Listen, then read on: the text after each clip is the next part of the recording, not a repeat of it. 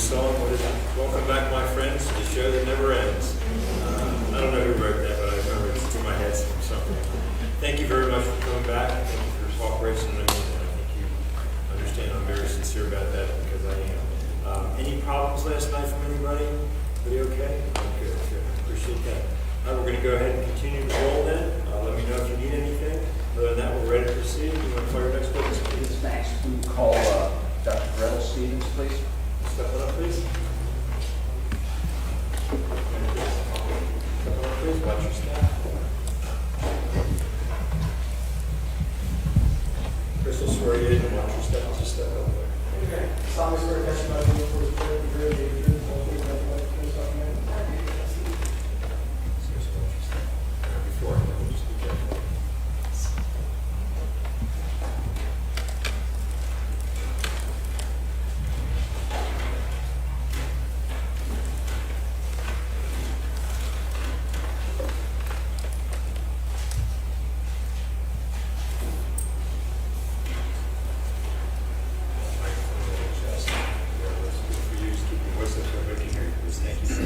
Judge, before I start, I'll make sure the jurors can see. We're going to show some pictures in a minute, but I just want to make sure they can see the witness. Okay? All right, very good. Sure.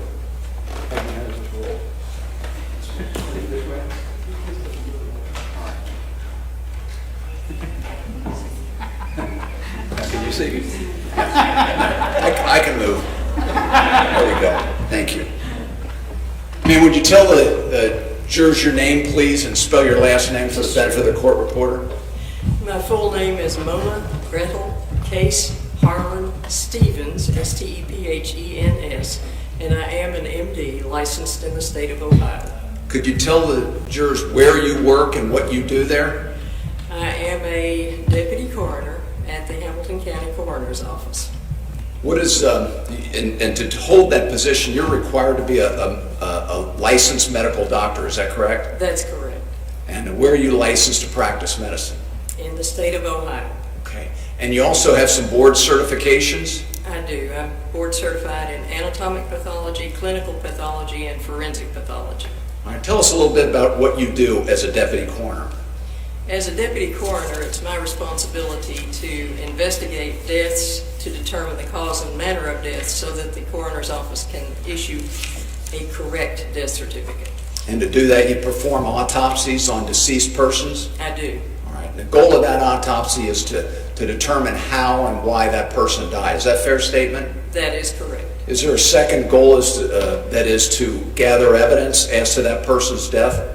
We do as much evidence gathering as we're able to do, including getting prior medical records and including doing toxicologic testing and other testing as needed. Can you tell us a little bit about your work history as a deputy coroner? Surely. I was first an assistant medical examiner in Shelby County, Tennessee, which is Memphis's area, for a number of years, from halfway through residency until several years after completion of residency. Then I moved with my then husband to Nashville, Tennessee, and was a part-time Davidson County medical examiner. And in a few years after having been there, I became a full-time deputy or assistant medical examiner because the caseload was so high. In 1994, because the caseload was high and I had been teaching forensic pathology to Vanderbilt University pathology residents for a number of years, I applied for and was given the authorization to take the forensic pathology board examination, which I passed. Then in 1996, I moved to East Tennessee for a 6 months service in Upper East Tennessee at the East Tennessee State University Forensic Center because the pathologist there was behind on his work because the caseload was higher than one person could handle. When he decided to retire, I applied for that job and was given the job in 1998 and worked there until June of 2005 when I accepted the position from Dr. Odell Owens, who was the coroner here at that time, as a deputy coroner here in Hamilton County. You've been here ever since? Yes, sir. All right. How many autopsies do you believe that you've performed as a deputy coroner? Well, either medical examiner or deputy coroner, I have done in excess of 6,000 forensic autopsies. Every single one of those, the goal was to determine the cause and manner of death. Is that correct? That's correct. And that involved issuing a report and findings on your autopsy? Yes, that's correct. Now, you were working here in Hamilton County as a deputy coroner in early June of 2006. Is that correct? That's correct. And at some point, were you made aware of a badly burned, a deceased person on Wehrman Avenue in Cincinnati, Hamilton County? Yes, my investigator and I actually went to the scene of the burning, it was still smoking, still smoldering body, who we couldn't tell from the remains that we had charred there at the scene beside a vacant house where I-71 had cut the street off. This was on the I-71 side of that house, and we were unable to determine at the scene, because of the severe burning of the body, whether it was even a man or a woman, and we really couldn't even determine whether it was black or white person or what race. Okay. All right. Based on the level of the burning, did you believe that some accelerant may have been used to burn that body? Yes, there was some wood and some other stuff, limbs and stuff around the body, but the usual degree of burning to which this body was subjected usually does not burn as much as we were seeing with this body, with just simply routine combustibles. Okay. And you later learned that person was a Mary Jo Newton, is that correct? That's correct. At the scene, you didn't know who you had. We had no idea who we had. It was visually unrecognizable or unidentifiable. We were doing well to tell that it was human at that point. Okay. Did you have an occasion to have that body transported to the Hamilton County Morgue for the purpose of identification and autopsy? We did. If I could, let me show you. Judge, this has already been introduced in evidence. It states Exhibit 1910. It was identified through and admitted to not affect outbreak. I'm going to show you what's been marked for the person called 1910 to see if you can identify that for the jury. This is the backside and left ear of me with gloves on as we are packaging up the body in the body bag at the scene. Is that as a preparation to transport the body to the scene? It is. Okay. And that is you at the scene, is that correct? Yes, sir. All right.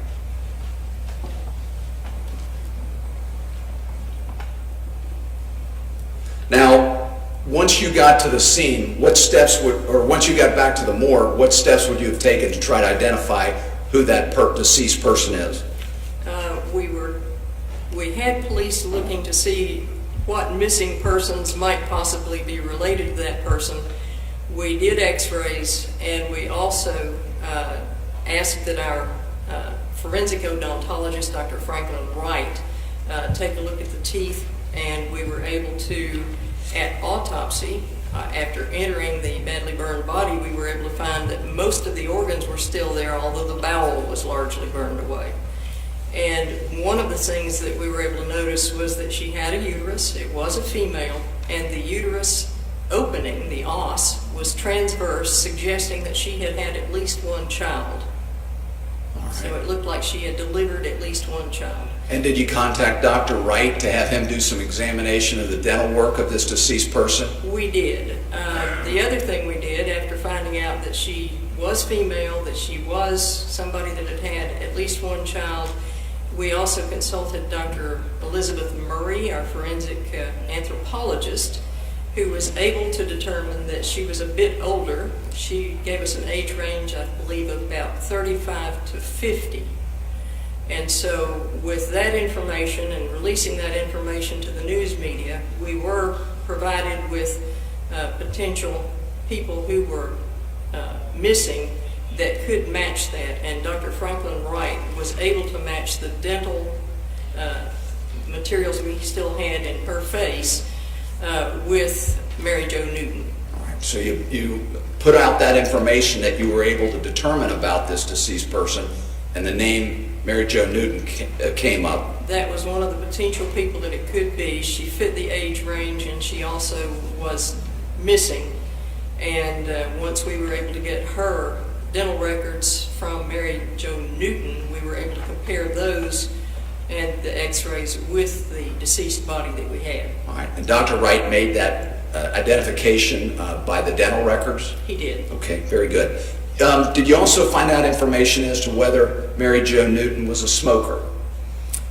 We did find out that she probably was. Her lungs did indicate that she was. We also did a carbon monoxide to try to determine, was she burned after she was dead, or was she still alive at the time she was burning?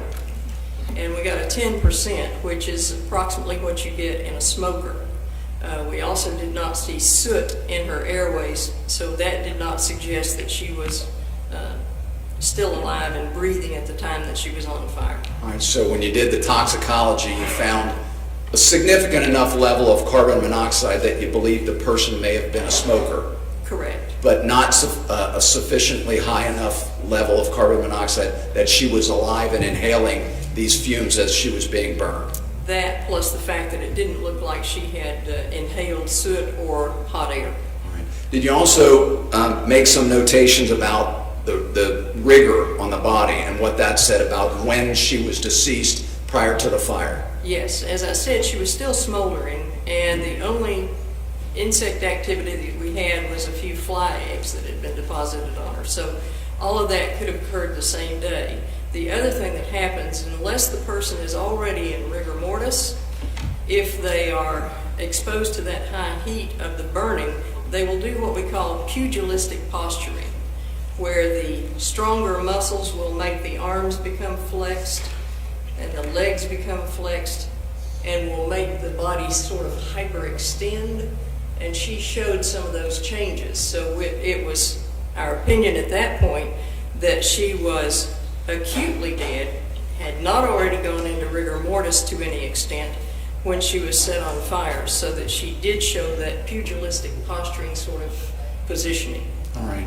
And doctor, did you direct the taking of photos of this autopsy to help document your findings? Yes. All right. Judge, can I approach, please? Yes, sir. This is appendix to the doctor's case exhibits 20A through 20F, series of photos. And doctor, if you just look through those for a second.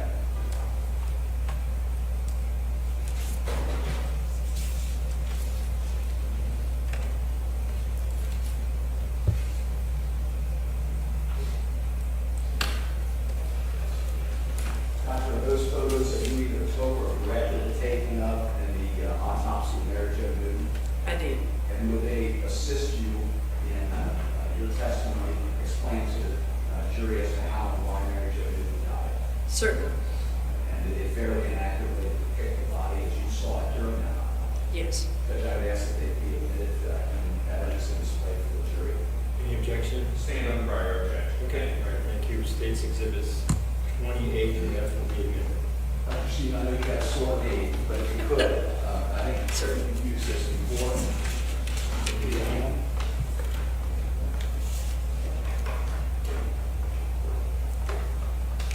If you would just go through and refer to each by exhibit number and explain to the jury what they're seeing.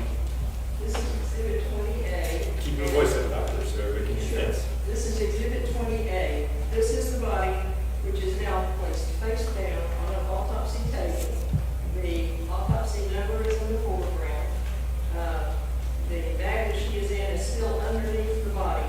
And as you can see, her head is extended upward off the table as it flexed back at the neck. You can also see her right arm is flexed. The legs are pretty badly burned. The left arm is also badly burned, and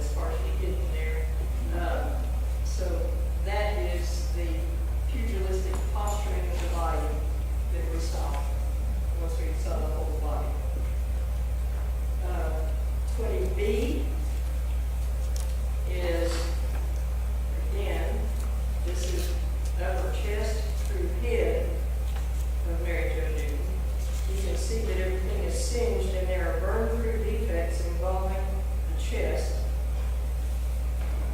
You can see that even the lips are now doing a pugilistic posture and equivalent by being retracted back.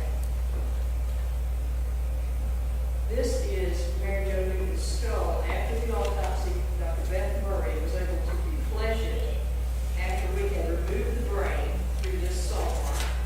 And these are burned areas of the outer surface of the skull and the facial bones. And you can also see part of her teeth here with some amalgam restorations, etc. That is 20C. 20D is a view of the underside of her skull. Again, you're seeing her upper teeth with some restoration and some teeth chronically absent. And you can also see some of these areas of singeing from having been burned. 20E is her lower jaw, again with some teeth absent, some teeth also showing restorations. And those last two are showing that despite the heat and the fire, there was dental. We had enough dental materials left that Dr. Wright was able to make the identification. And then 20F, Dr. Elizabeth Murray is excellent at going through even small remnants of material from the scene. And she was able to find these buttons or brads from the jeans that Mary Jo was wearing. And they had a specific label on them that her family knew to be something that she owned. All right. Thank you, Dr. Stevens. I appreciate that.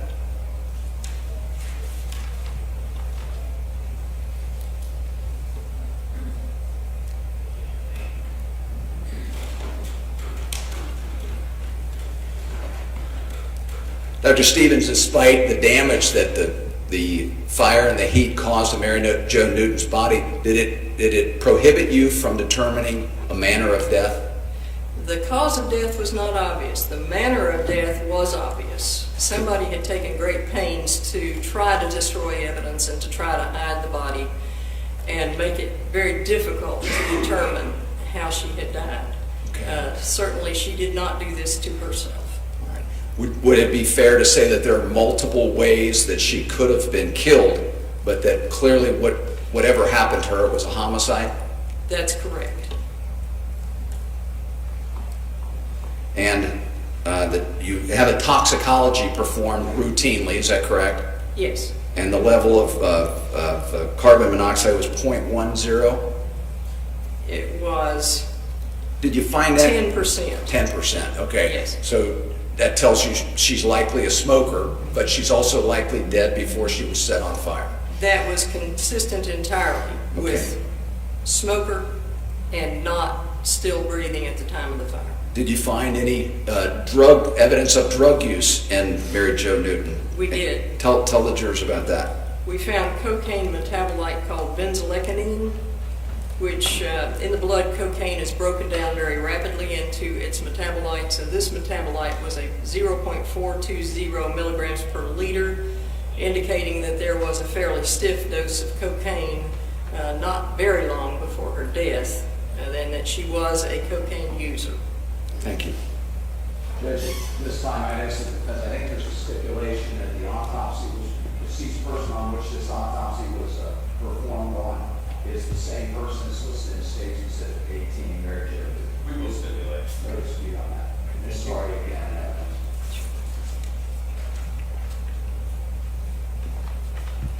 All right. Dr. Stevens, this autopsy, which you would have done in June of 2006, did it bring to mind to you a nearly identical autopsy that was performed about a month earlier at the coroner's office on a Cassandra Crawford? I was certainly aware that a young woman's body had been found both burned and decomposing, and my colleague, Dr. Obina Ugwu, had done that autopsy. Right.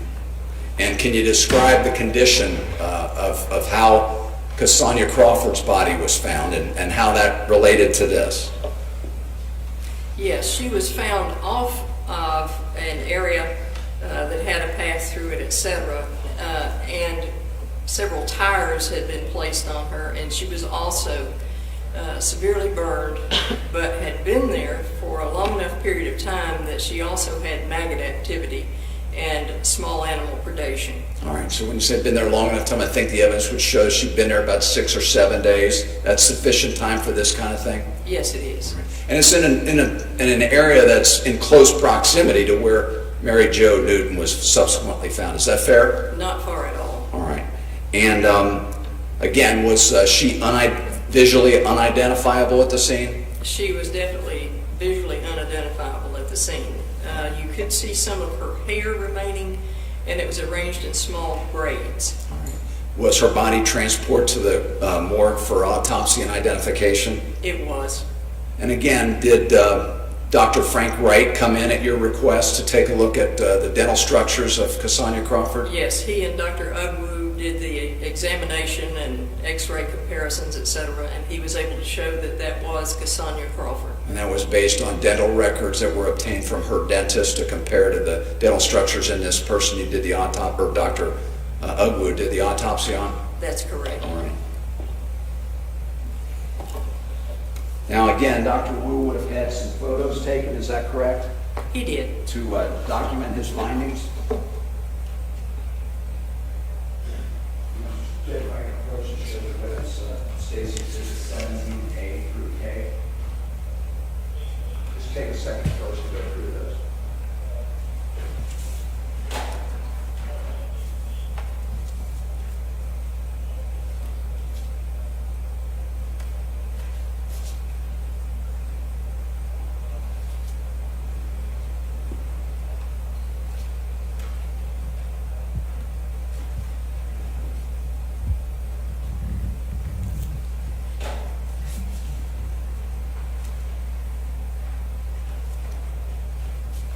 Dr. Stevens, in those photographs that were taken of the autopsy of Cassandra Crawford at Dr. Owens' direction, They were.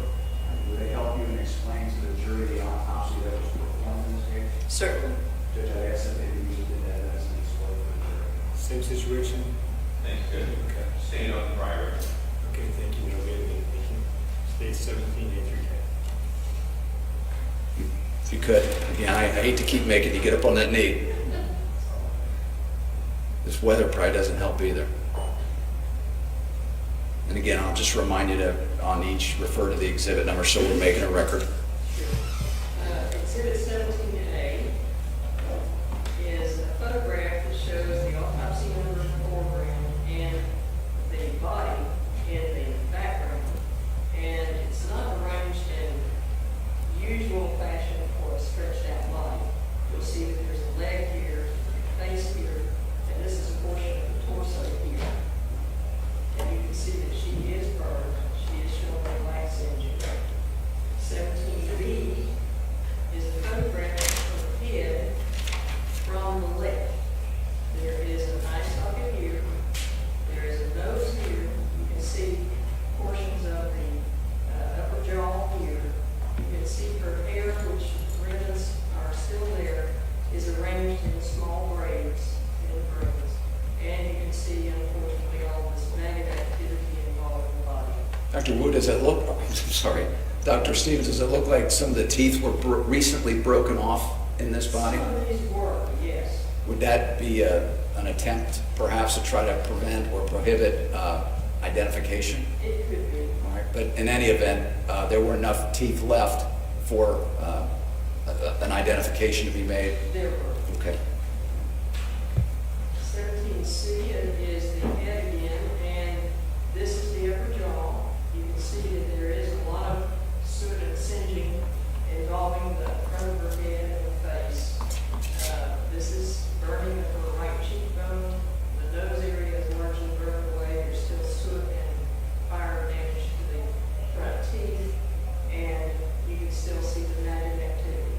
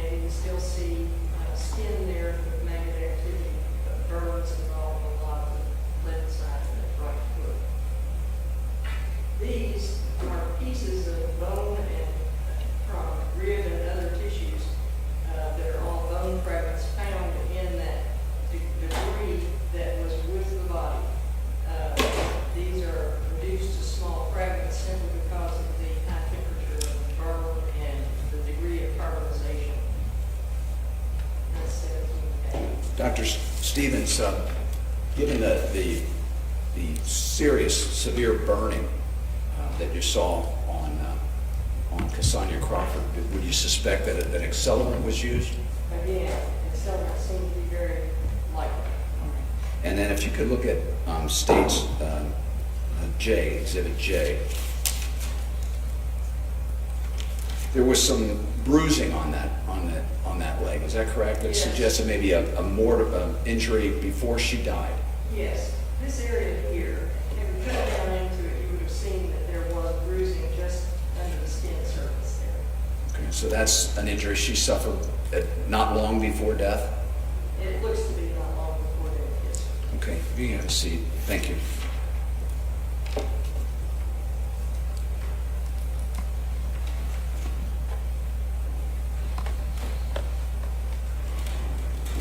Again, the toxicology would have been routinely done in this case, Well, it would have been had we had something to test. but you couldn't even get enough to test in this case. There was no blood available or anything like that. She'd been there too long with too much animal activity and insect activity to get much.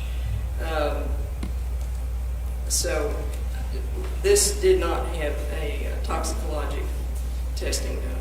All right. Despite the severity of the burning to this body, did it prohibit the coroner's office from fixing a manner of death in this case? No, although the cause of death was not definitive as to what had happened, Dr. Ugwu termed it homicidal violence with the manner of death homicide. And did the fact that the body was concealed play some part in that? Yes. And there were efforts to destroy evidence through the use of fire and accelerants? That's correct. Plus some of the sharper fragmentation of some of her teeth. Okay. Judge, at this time I asked about a stipulation that the person whose autopsy Dr. Stevens just described is Cassandra Crawford, the same person shown in States Exhibit 12, which is in evidence. We will stipulate.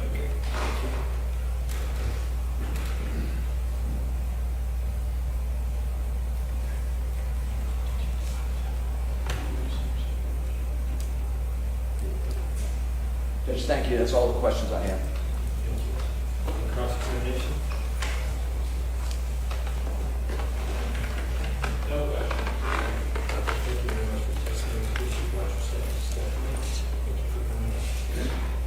Take your time.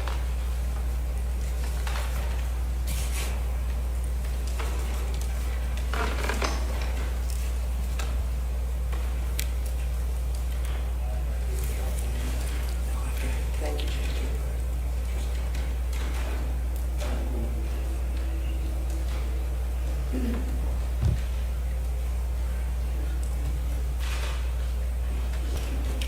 I'm hiding back here.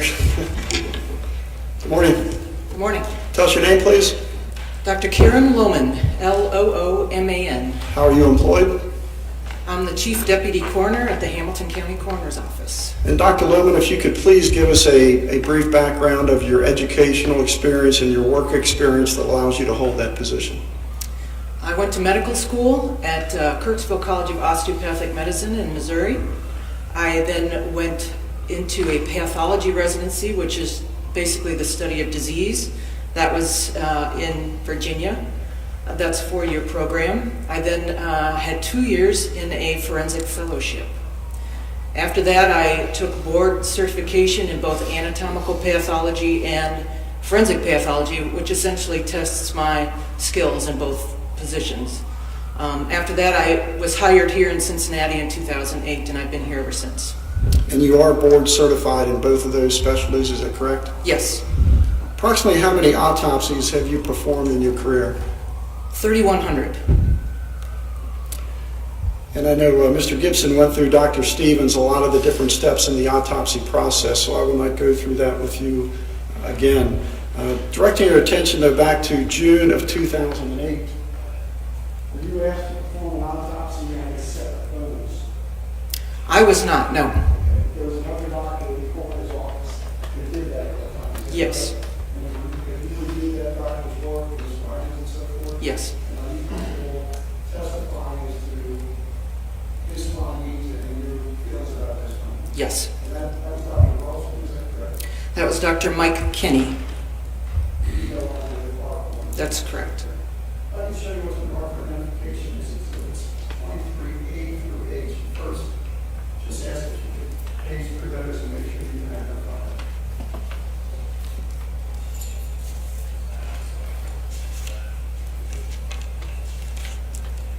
Yes. What is it? These are pictures of the bones taken when they were examined at the coroner's office. Are those fair and accurate representations of how they look at the ground? Yes, Would those assist you in explaining to the jury the findings of the Hamilton County Coroner's Office as to the cause and manner of death in this case? yes, Judge, I believe those would be the same, there'll be a stipulation. That photographs 20 through A through H are the same as the person shown in Exhibit 21, which was a live photo of Kimeta Roloson, is that correct? We do stipulate. All right, so then just for the record, 21's already admitted, a couple other ones also, but for the record, 23A through H will all be admitted. Thank you. Dr. Logan, if you could please step up into the combo here, if you could go through each photograph and as you're describing it, initially say what the exhibit number was. Keep your voice up, please. This is Exhibit 23A. This is a picture of the bones that have been collected and put in somewhat anatomical order. Let's see, here's the head, here's some ribs. These are part of the vertebrae or the spine. That's the tailbone, or what we call a sacrum. These are pieces of the hip, and these are the lower limbs. Was that a complete skeleton, or were there some items that were never found? This is not a complete skeleton. What were you missing? The arms, and you can see at the bottom of this picture, the lower aspect of the legs, which includes the knees all the way down to the bottom of the foot. Those are missing. 23B is the same picture, just at a different, slightly different angle. The jaw has been removed from the bottom of the skull, and that's sticking out right there. But you can see the ribs on the sides and the vertebrae and part of the pelvis. 23C is a picture of the skull looking right at her face. You can see the two eye sockets, there's the nose and her teeth. And that's her chin. 23D is a similar picture to the first two, where we're showing parts of the ribs, part of the spine, the pelvis, and the two lower legs that they're cut off at the bottom of the picture.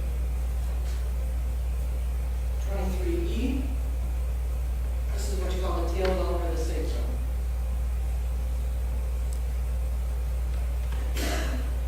23F is just kind of a pile of some of the cervical vertebrae, in other words, the vertebrae that are in the neck. This is 23G. This is again a kind of a tumbled pile. This is several of the vertebrae that are put together. You have some ribs around it, and here there's vertebrae in between some of the ribs.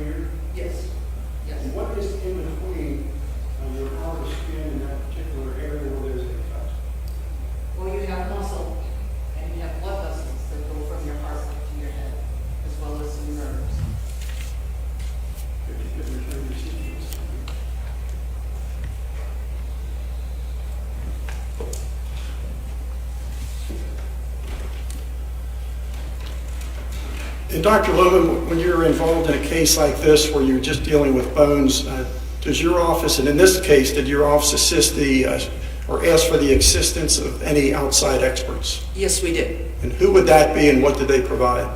We asked for help with 2 different experts. One of them is called an anthropologist, who is an expert on bones. So they'll look at the bones and they can tell us the race of an individual, the sex of an individual, and most times they can tell the height of an individual. They can tell how old or if they've had previous fractures or injuries. The second individual is a dentist. If we have examples of teeth of somebody we know before they died, we can compare them with a skull like this when we have a skull with teeth. At the time of the autopsy, is that when the anthropologist was used? Yes. And who would that have been? Beth Murray. From Mount St. Joe? Yes. And she was able to give you some of the information you already mentioned, is that correct? Yes. At that time, though, back in 2008, there were no known dental records to compare the dental or what you had in this case to, is that correct? That's correct. We didn't know who she was at all. But sometime later, after the defendant, Anthony Kirkland, was arrested and he gave a statement, I believe at that time there were dental records, known dental records provided that were matched to this person, is that correct? Yes. Looking at the bones, did you notice in this particular case, was there any type of trauma evident? Yes, there was. And you already indicated the one type of trauma was the cut to the neck. Was there other trauma that you noted? Yes. What was that? There was burn artifact. The bones or the body had been burned. So that's not something you would normally see in a skeleton. It was just died and left. That's correct. Any other type of trauma? There were scrape marks on the front of the pelvis. I pointed, the pelvis is in 3 pieces in the picture I showed you, and there were scrape marks, or what we call abrasions, on the front of the pelvis, indicating that maybe the body had been dragged across the bones there. And that would have been after the skin was off the body, I take it, and the muscles? Possibly, yes. That'd be consistent with animal activity? That itself, no. You don't? Okay. With reference to the cut to the neck, how hard is that vertebrae that showed the cut mark in it? Is that like bone? It is bone. That is bone there. So what type of force and what type of instrument would be used or necessary to produce that type of injury? You'd have to have a sharp object, like a knife, and you'd have to have significant pressure. More pressure than, say, you're cutting a steak, a cooked steak. That's a little pressure to cut through. There's more pressure than that because you have to cut through the skin and the muscle and the vessels and get down to the bone itself. And to actually make a mark in the bone, if the knife is sharp, it's not that difficult to make a mark in the bone. And doctor, based on what you had in this case to examine in the specific with the cut to the neck, the burns to the body and so forth, was your office able to come up with to a reasonable medical certainty the cause of death of Kimeta Roloson? No. Okay, but you could contribute it to an overall manner of death, is that correct? Yes. And what was the manner of death? This is homicide. And would the cause then be a general term of homicidal violence? Yes, you can use that term. And I guess the attempts made to dump the body where it was and to burn it, and the decomposition that obviously had taken place would prevent a specific cause of death finding, is that correct? Yes.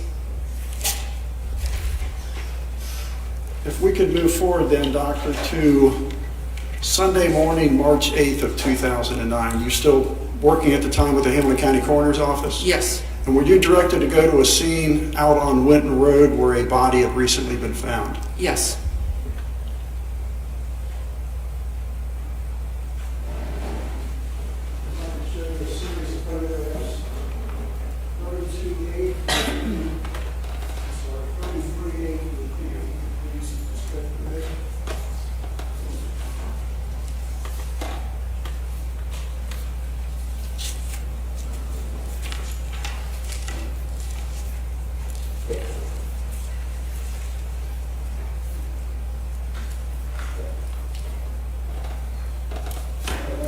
Yes.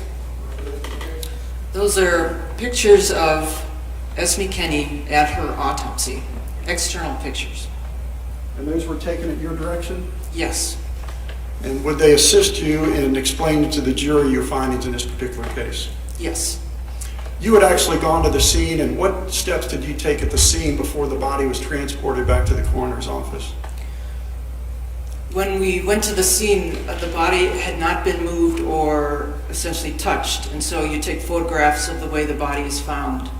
And then you take steps to protect evidence, and so we put plastic brown bags on the hands and secured them on the hands in case there's any evidence under the fingernails or stuck between the fingers or on the hands anywhere. So you try to protect that. So we put brown paper bags on the hands, and then we wrap the body in a sheet in case anything else is on the body and it falls off. It will not fall off into the plastic body bag. It will be held with the sheet.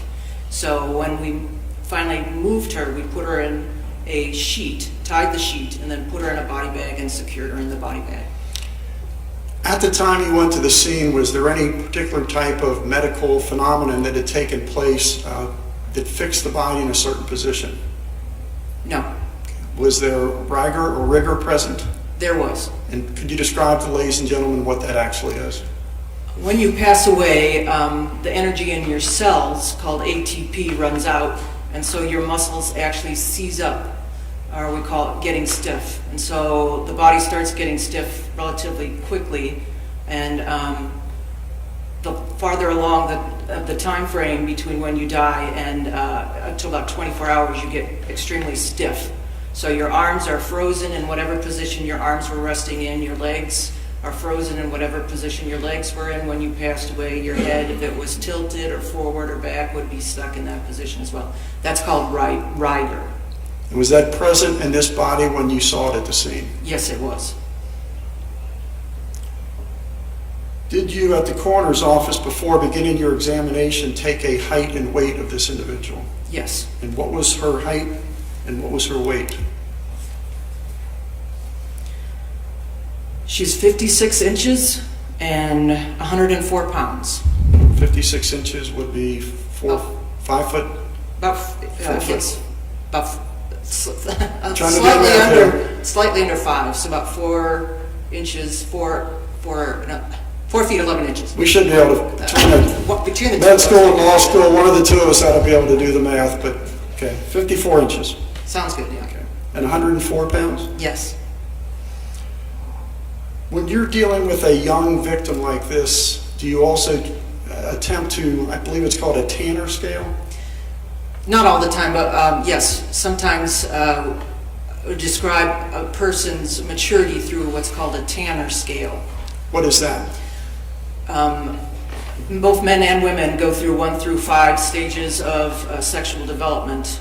You could consider an infant up until maybe about they start developing puberty between a Tanner stage 1 and 2. And once the hormones start flowing and in a female the breasts start developing, you get pubic hair. The Tanner stage increases to about 3 and 4 until as a full-grown adult you're Tanner stage 5.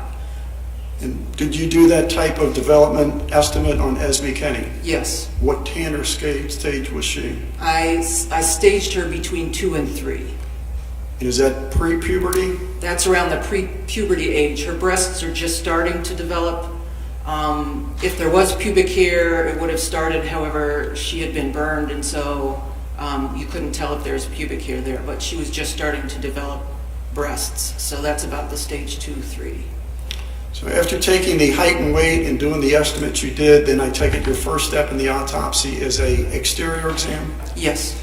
And doctor, at this point, if you could come up to the overhead, and again, as you did with the last case, go through these photographs, explain what they represent, and again, identify the exhibit number. Mr. Pitmark, did you want to ask if those could be admitted? Yes, Your Honor. Thank you, Judge, and we will see it on prior. Okay, Station 33A through P will be admitted. Thank you, Judge. And before I proceed, I believe there will also be a stipulation, Judge, in this case, that these photographs are the same person as identified in State's Exhibit 31, which was the live photograph of Esme Kenny. We will so stipulate. Thank you. All right, this is 33A. This is King Esme as we open the body bag. She has no clothes on. You see her head's here and her feet are down here. Her legs are bent in that rider I was talking about, where she's frozen in this position with her legs bent. Her hands as well are slightly bent and right. Doctor, I believe at the scene, there was some clothing on that just consisted of socks and shoes. Yes, I believe so, yes. No other clothing? No. You can see black in the center here. This is burn. 33B is a picture of Esme's face. This has not been cleaned. There's some vomit here. You can see some red scratches across her face and some blood around her nose. This is 33C. It's a picture of Esme face down on our autopsy table. There's a blot underneath the upper part of her chest here. But you can see there's a black area here where there was a fire. We call that charring when it's blackened. So she's got some black charring, and along here's a red line, which also indicates where there's some burn too. She has some scratches on her shoulders and her back. There's a big shine on here, it's hard to see. 33D.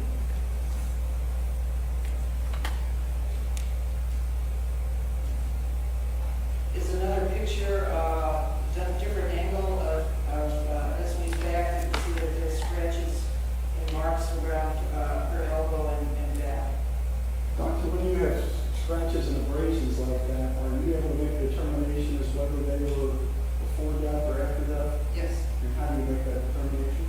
If you have an injury before you pass away, you bleed from your injury gets red and swollen. So if I scratch my arm now, after a period of time, it would swell and it'd get red, and if you're bad enough, it would bleed. After you die, you don't get any reaction like that. The skin may be scratched off, but there's minimal, like no bleeding, and there's no reaction that your body does for it. So it actually looks like a yellow scratch on your body. And you can see these are all red. So these happened before she passed away. 33E is the same angle as the previous one, but we're looking at her lower body. You can see that there's some indentations on her bottom from sitting on twigs and things in the area where she was found. There's also some burn on her inner thighs here and some red scratches and abrasions. So then these scratches and abrasions on her behind within the pre-mortem or before she died? Yes, before she died. This is 33F. It's a closer picture of Esme's face. Again, it hasn't been cleaned, but there's scratches. This is some vomit, this is some blood. If you can kind of see on her forehead, there's little polka dots. I call those petechia. And those are burst blood vessels from increased pressure in her head. What is the actual phenomenon that causes petechiae, there's burst blood vessels in the head and the face? Forensically, it's asphyxiation. So something is preventing the blood flow from going into the head and coming out of the head. And one of the common things that may happen is if you hang yourself and you have a rope around your neck, you're suspended. Another possibility is if you're strangled with a ligature or somebody's hands. What you're doing is your vessels are right there in your neck. You're preventing the blood flow from going in and coming out. And in her case, since there's a whole lot of petechia, it's possible that the blood was going into the head, but it couldn't come out.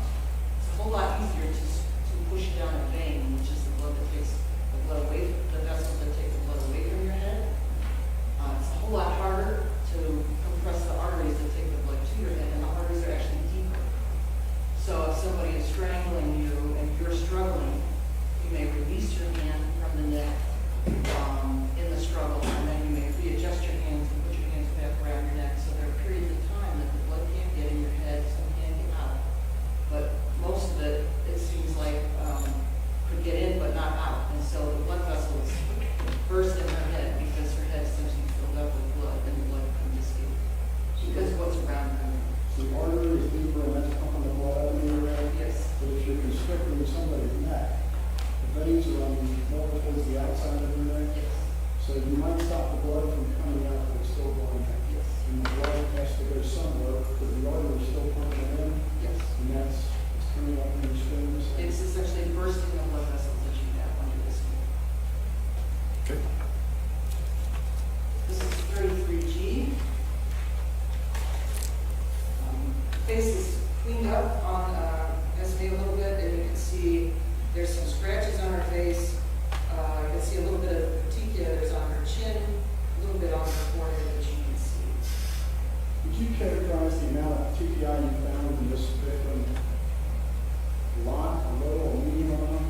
A lot. And what is a lot of TPI? Where would you find a lot as opposed to a little in another case? What does this indicate to you that there's a lot of TPI? It indicates that this is not quick. This was not a quick instant that happened here.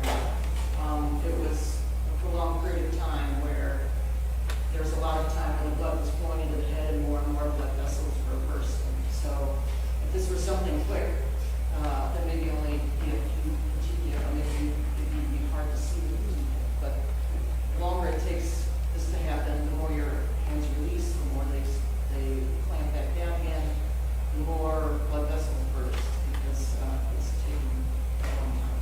What is a long time in the terms of this case? It can take, in some cases, it can take, a long time, 30 minutes maybe, but in this case, I'm thinking it's not 30 minutes, I'm thinking maybe 8 to 10 minutes. So it would take someone to hold their hand on that neck 8 to 10 minutes before she would finally pass out or die from strangulation? Before she died. Before she She could died. probably pass out pretty quickly. You can pass out in about 3 seconds if you have to compress the blood vessels, both your products at the same time. Well, what happens in that case if you release your hand? If you release the hand, the person will regain consciousness again. So in order to kill somebody, you have to compress those blood vessels for a long period of time until their heart stops beating. So you have to prevent the blood flow to the head for a long period of time to kill somebody. It's not quick when you strangle somebody. Is there anything medically based on what you saw in this case that allows you to make a determination as to whether or not this young girl was struggling while this was going on? Yes. What is that? All these other injuries that are on her face, on her arms, on her back, tell me that she wasn't laying there passively.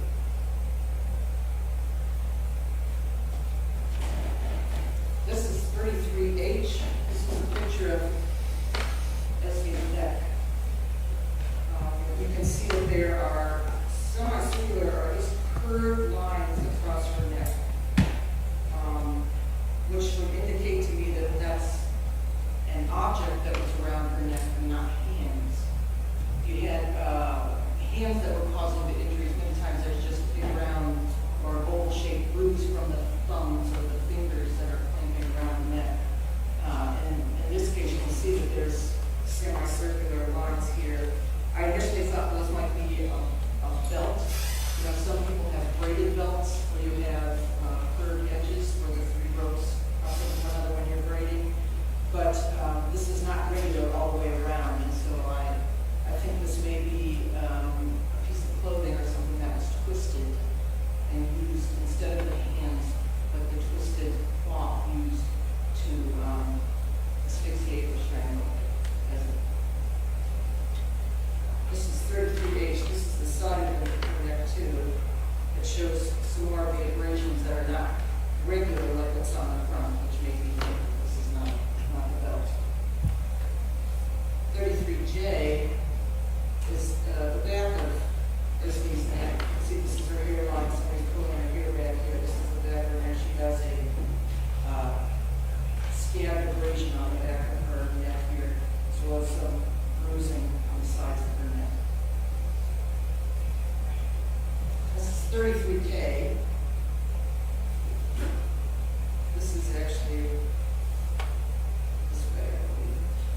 This is a picture of her eye, and you can see there's some hemorrhage on the side of her eye. Just like the skin, the blood vessels in the skin, the blood vessels in the eyes can burst, and sometimes many burst right in one area, and when the blood leaks, it all turns into blood. So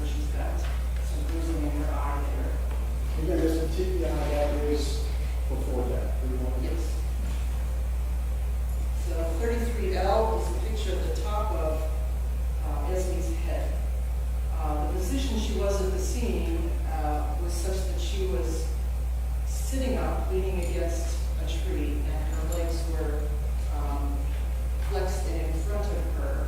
Her hands were sitting somewhat on her legs, thighs, and her head was leaning forward.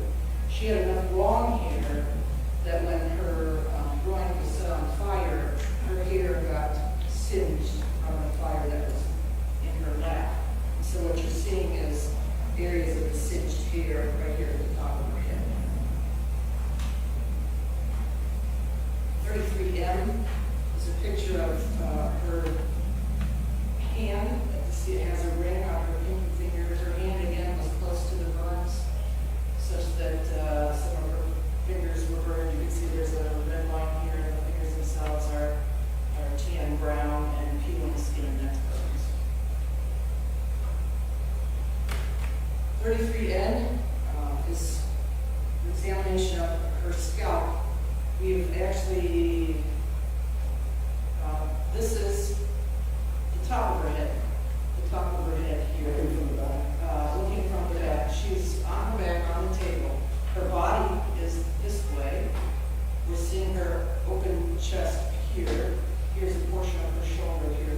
Here's the back of her right ear. So what we did was we cut open the scalp here and flip the scalp forward to take a look at the scalp itself. The hair is there. Sometimes you can't see bruising with the hair there. And so we flip the scalp to see if we can see injury on the scalp itself. And on the bone, this is the bone of the head. That's the actual skull. This is the skull. What's folded back, this margin right here is the scalp that's being flipped forward. Did you see any trauma or know any trauma once you pulled the hair forward in the skin and looked at the skull itself? Yes. The head normally should have this light tan color here. What you see, there's red hemorrhage here. So there was some trauma, and this right here is on the back of her head on the right. So she was struck or struck something with the back of her head, and she's got some bruising. Did you tell how many times she was struck? It's not entirely clear. It could be she was struck more than once in one area, because you see some dominant areas of purple there, or it could just be one bad blow to the back of the head right there. Was there any particular pattern that would lead you to believe that some type of instrument was used? And sometimes in this you can actually make that sign of a hammer or something else. Was that present in this case? No. So this would be more consistent perhaps with a fist? It could be a fist, it could be a piece of wood. It didn't leave a pattern. It's just something hard here on the back. Is this, based on the trauma you see here, is that sufficient to actually knock someone out or render them unconscious, would you say? It possibly could, yes. Maybe, maybe not. Yes. Would it at least stun the person? Yes. 33O is a picture of Esme's chest. You can see it burn below her rib, starting on the top bottom of her rib cage below. You can see there's a burn line in there. And the last picture is 33P. This is her pelvic region. Here's her stomach. Here's her arms. Her head is up here.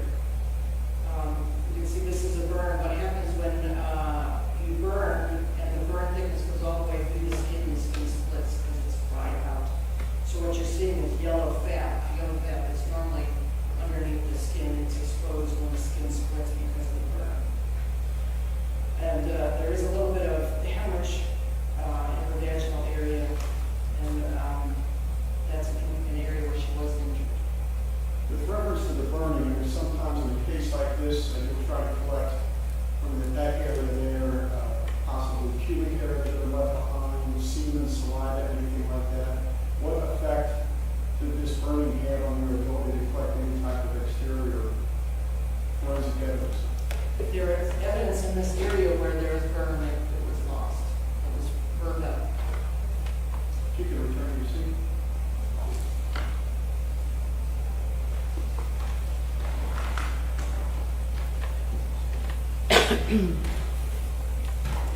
Dr. Lohman, when you were referring to the last picture, in addition to the burning, you indicated there was some trauma in the genital area. Yes. What was that? The Vagina is a circle, so if you think of it like the face of a clock, at the 6 and 7 and 5 o'clock margins, there were tears in the skin, and it was bleeding a little bit. There's also folds in the skin around your vaginal area called labia. Those were swollen, and there was an area there. Again, if you're thinking of that like a clock, it was at the 7 o'clock area. There's actually a tear there. There's also a tear around her anus. If you're thinking of a clock, it was at the 6 o'clock margin, which would be at the back of her anus opening. There was a little tear there that was bleeding. Now, is that something that would have been caused just by the burning? No. What would cause the tearing to the anus and the tearing to the vagina? Possibly something attempting to penetrate her vagina. It could be a foreign object. It could be a penis. And you found that type of trauma in both her vagina and her anus? Yes. After this exterior exam, and you indicated about what you found on the skull, do you actually, in this case, open up her neck to look further for the type of trauma that may be there? Yes. What did you find there? We look inside the neck to see if what's on the outside, if there's more on the inside. And so when you remove the skin, what's most prominent is the muscles. You know, the muscles, when you clench your neck or your jaw, the muscles stand out. Those are called strap muscles. And if somebody is injured, strangled around the neck, those will be bruised. And so we look through the muscles that are at the superficial part of the neck, and there were bruises in this case in the muscles. Then we peel those back, and we're looking at the deeper muscles. There were injuries in some of the deeper muscles as well. What you also have here, what's most prominent in men, is an Adam's apple. Women have an Adam's apple too, but it's not as prominent, and it's called the thyroid cartilage. There are two little wings on the thyroid cartilage that face backwards. If you're strangled, that gets pushed against your spine, and those two little wings can break. And in Esme's case, one of the wings was broken. There's also a bone in there called the hyoid bone. It's a U-shaped bone. It's above your thyroid cartilage, and it kind of supports the base of your tongue. That also can get broken if it's pushed against the spine, if someone is strangling you and pushing against your neck. And in Esme's case, one of those wings, they call it, was broken as well. Those are almost pathognomonic for strangulation or asphyxiation. Did you also examine her esophagus or his throat Yes. area? Did you find anything there? There was some vomit along the length of her esophagus. So in addition to everything else, Esme was vomiting when this was going on? Yes. And doctor, based on, I know some of the other victims we've had, they were burnt too badly to be able to actually determine the cause of death. And as you indicated in Kimeta's case, you could not have a specific cause of death, is that correct? That's correct. What about in this case with Esme Kenny? Do you have an opinion to a reasonable medical certainty as to the cause of her death? Yes. What is that? Asphyxiation due to ligature strangulation. And do you have an opinion as to the manner of death? Yes. What is that? It's homicide. Just no further questions. Thank you. Anything on cross? No, Your Honor, thank you. Doctor, thank you very much for your appreciate the cooperation. Step back to that then, you are excused.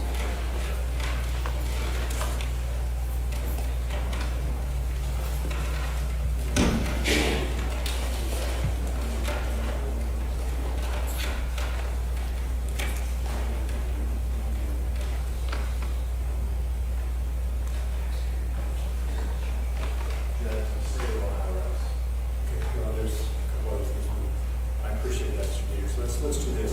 Why don't we take a short recess, ladies and gentlemen, okay? And remember the admonition, just because it's the first time of the day, do not discuss this case among yourselves, do not permit anyone to discuss it with you or in your presence. It is your duty not to form or express any opinion on this case until it is all finally submitted to you. Please do not view, watch, or read any media reports. Take a short recess here. We'll get you back here as quick as we can. Thanks for your cooperation. All right.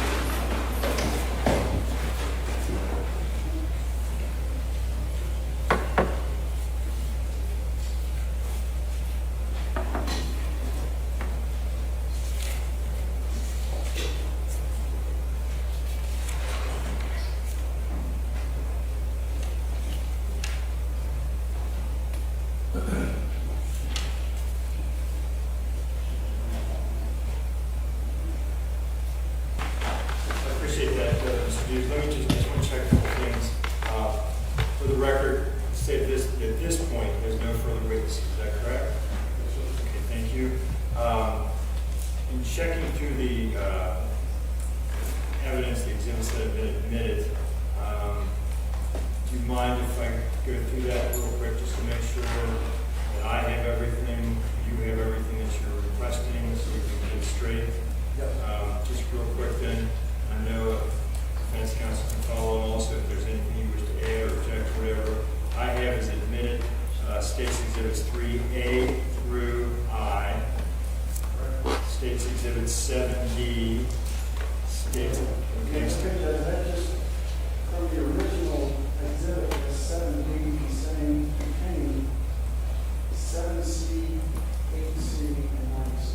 Those were the three different Okay. things that were on that one photograph. Okay, I appreciate it. For my purpose of my records, for the record overall, 8C and 9C were identified by Detective Hilbert and admitted, so all of them are covered. Okay, thank you. State's Exhibits 12, 13, 14A through C, 15, 16A through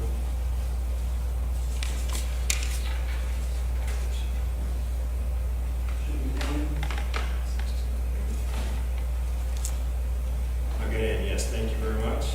And then it would be 17A through K, 18, 19. I do not have A as being identifier as a bit. Is that sure? Got 19B and one down with. You have it marked as Howard Green. Okay. 19 Newton Scene, Berman and Weaver. Yes. Okay. Let me take a look at that. Let's do it this way. Is there any objection to 19A? I don't believe so, Your Honor. All right, well, he's been exchanged. I believe it was discussed. It's a photo of the Newton Scene, Wehrman and Weaver corner. We'll just make sure that we have that, but at this point it will be admitted. Thank you. And then 19 B through T, correct? 20 A through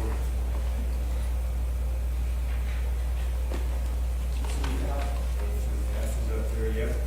And 21, 22A through Q, 23, 23B through H, 26, 27, 28, 31, 32A through let's go down to V, yeah, oh yeah, the V, okay. 33A through P, 37A, 38A, 39A through A and B, 40 A and B, 41 A and B, 42 A and B, 43 A and B, 44 A and B, 46A was not offered, 46B, 47, 47A, B, and C. That's what I have. Yes. Right, okay. All right, all those are submitted. With that, then anything further from the state? Stay within rest. Do you wish to do that in front of the jury? I always make that offer if you want to do that. You kind of did already, but when they come back in, I'll ask if there's anything further. Okay. The defense then ready to proceed? Judge, we are, Okay. and we would anticipate utilizing the testimony of Dr. Joseph Wu, Okay. District 1 from November of 2017 first. It's been discussed with counsel, and I request permission to perhaps sit near your law clerk while that video will be playing, Okay. so that I'll be able to place some works next to the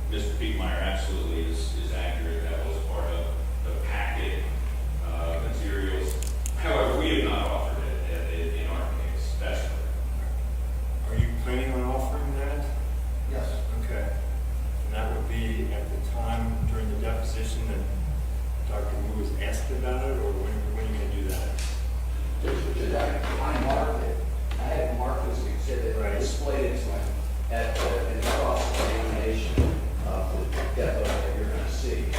Not in this, but in the next one that will be played. Correct. So on cross, I had it marked as an exhibit and showed, displayed it to him and confronted him about it. So I probably, We were asking if that be admitted at this point, correct.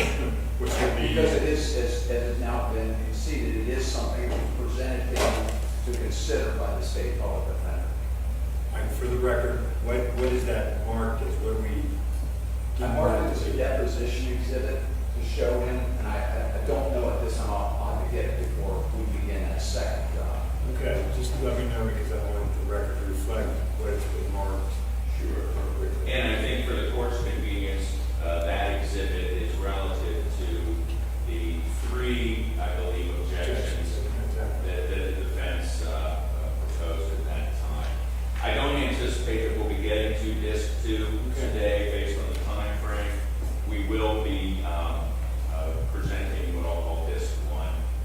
It is queued up. We confirmed it, and it's ready. And I will read the instruction that counsel agreed to regarding the written transcript of the testimony that they're all going to have. Everybody agrees with that, is that correct? We have no objections to that, we do it all the time in our cases. Thank you, Judge. The only other thing that the court's consent that maybe I will mention, when we offer the disc, the testimony of Dr. Wu, I may remind the jury that the voices that they hear were for prior counsel, specifically Mr. Ancona and Mr. Hoffman, who previously represented a defendant, just for their convenience. If you prefer to do that, that's fine, but I would think it would be appropriate that the jury perhaps be reminded of that. We talked about it, and I think it's appropriate for you to do it. It's fine with me. Thank you, sir. Counsel for the state agreed also. Okay, with the housekeeping situations taken care of, is there anything else then before we take a break here? Since the state has rested, is there any type of motion or anything?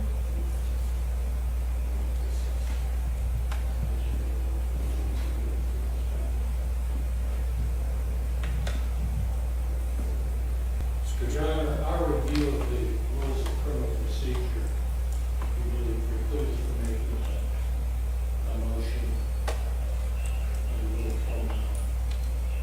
So we're ready to proceed. Okay. All right. I appreciate that.